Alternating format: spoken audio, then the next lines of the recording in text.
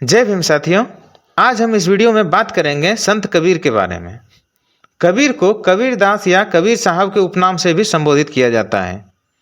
कबीरदास 15वीं सदी के एक महान संत तो थे ही, साथ ही वो एक कवि और आलोचक के रूप में भी याद किए जाते हैं। वे हिंदी साहित्य के भक्ति काल के निर्गुण शाखा के महान कवि में से एक थे। इनकी लेखनी ने हिंदी पट्टी क्षेत्रों में गहरे स्तर तक प्रभावित किया। उनकी रचनाओं को सिखों के आदि ग्रंथ में भी सम्मिलित किया गया है। कबीरदास कवि के साथ साथ एक आलोचक के रूप में भी याद किए जाते हैं। उन्होंने समाज में फैली कुरीतियों, कर्मकांडों, अंधविश्वास, जातिवाद जैसी सामाजिक बुराइयों की बड़ी आलोचना की है। उनके आलोचना में हिंदू और मुसलमान दोनों समुदाय आते हैं। उन्होंने जितनी आलोचना हिंदू धर्म में फैली कुरीतियों की है, उतनी ही मुस्लिम समाज की कुरीतियों का भी किया है। उन्होंने अंधविश्वास या रूढ़िवादी परंपरा को मानने से स्पष्ट इनकार कर दिया था। आज इस वीडियो में उन्हीं से संबंधित एक घटना का जिक्र करेंगे। ये बात उन दिनों की है जब कबीर मात्र 9 साल के ही थे। एक बार एक व्यक्ति ने बालक कबीर से कहा कि कबीर, आज श्राद्ध का दिन है, तुम जाओ पितरों की खीर के लिए दूध ले आओ। बालक कबीर ने पूछा, ये क्या होता है?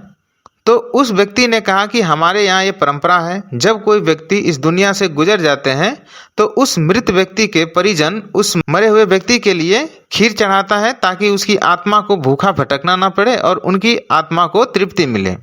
लेकिन कबीर बचपन से ही तार्किक था। वो किसी भी बात को चुपचाप मानने वालों में से न था। वो सोचने लगे कि भला मरा हुआ आदमी को भूख कैसे लग सकता है, और यहाँ हम खीर चढ़ाएंगे तो उनकी आत्मा के पास कैसे पहुँच जाएगा। उन्होंने कुछ समझाने का प्रयास भी किया, लेकिन उनको डांट दिया। वो व्यक्ति कबीर को डांटते हुए कहा कि मुझे मत समझाओ, जैसा बोले हैं वैसा करो, ये सदियों से चली आ रही परंपरा है। बालक कबीर दूध लेने खातिर तो बर्तन लेकर चल पड़े, लेकिन मन ही मन वो सोचते जा रहे थे कि आखिर इन्हें कैसे समझाया जाए कि ये ढोंग और पाखंड है।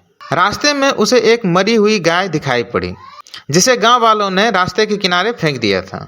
अचानक उसके दिमाग में एक तरकीब आई।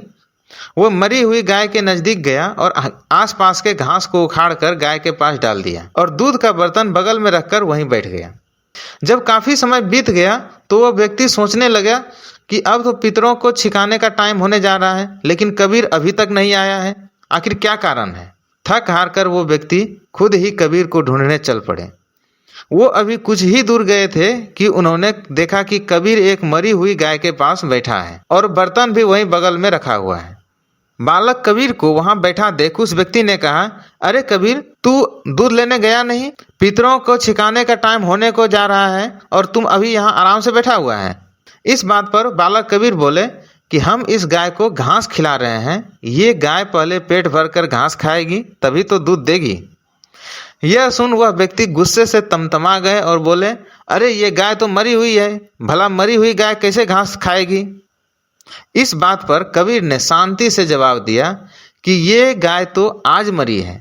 जब आज मरी गाय घास नहीं खा सकती तो 100 साल पहले मरे आपके पूर्वज खीर कैसे खाएंगे? वो व्यक्ति समझ गए कि कबीर क्या समझाना चाह रहे हैं। आगे चलकर कबीर ने इस प्रकार की तमाम पाखंड पर करारा प्रहार किया है। इसी घटना से संबंधित कबीर का एक प्रसिद्ध दोहा है, जिंदा बाप कोई न पूजे, मरे बाद पुजवाए, मुट्ठी भर चावल लेकर कौवे को बाप बनाए।